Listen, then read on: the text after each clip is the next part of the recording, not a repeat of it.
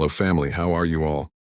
Today update is really important for those have the LMIA or looking for LMIA. I will discuss changes in Canada from 2024 to 2025. Canada is known for having one of the most welcoming immigration systems in the world, but behind the scenes it also one of the most complex. One of the key tools in that system is the LMIA, the Labor Market Impact Assessment. It's the process that allows employers to bring in temporary foreign workers when no Canadians are available to do the job. And here's the catch. The LMIA has been changing over the last year. The government has announced major reforms that affect employers, foreign workers, and immigration hopefuls who want to use a job offer as part of their permanent residency pathway. So, in this video, we are going to break it down all and what's changed. Why is it happening? How it impacts workers and businesses? And what does it mean for Canada's economy? And how can immigration system moving forward? What is an LMA to understand the changes? Let's first go back to basics. The LMA, or Labor Market Impact Assessment, is essentially a labor market test. Before a Canadian employer can hire a foreign worker, they need permission from Employment and Social Development Canada, which is also known as ESDC.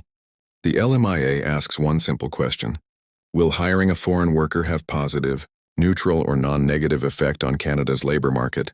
If the employer can prove that they tried, but couldn't find a Canadian to do the job, that bringing in a foreign worker won't hurt local wages or opportunities, then LMIA can be approved.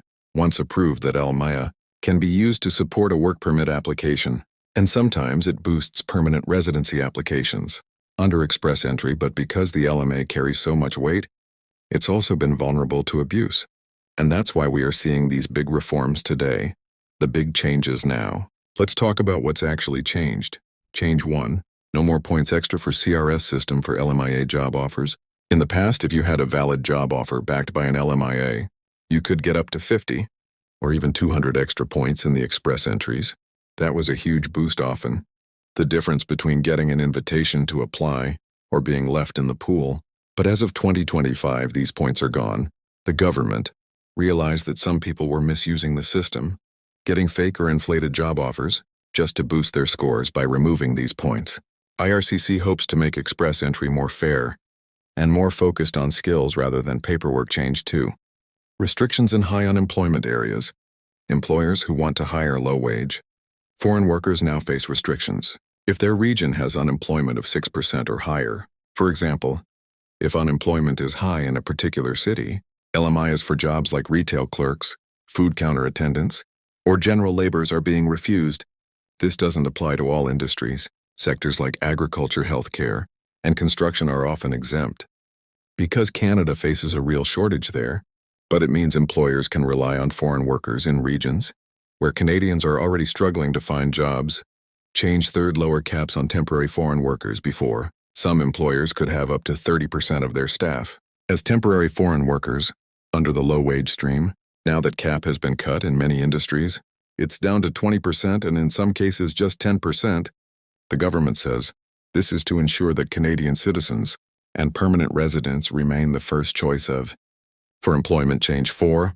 Reduced work duration for low-wage jobs. If you come in under the low-wage stream, your work permit will now usually be valid for just 1 year, instead of 2. That means more uncertainty for workers and more paperwork for employers, but it also prevents long-term dependency on temporary workers. Change 5. Shorter LMIA validity. Employers used to have 12 months to use them. After it was issued, now it's only valid for 6 months. This ensures that labor market conditions are fresh and up to date when a worker applies for their permit. Change 6. Structure proof of full business legitimacy.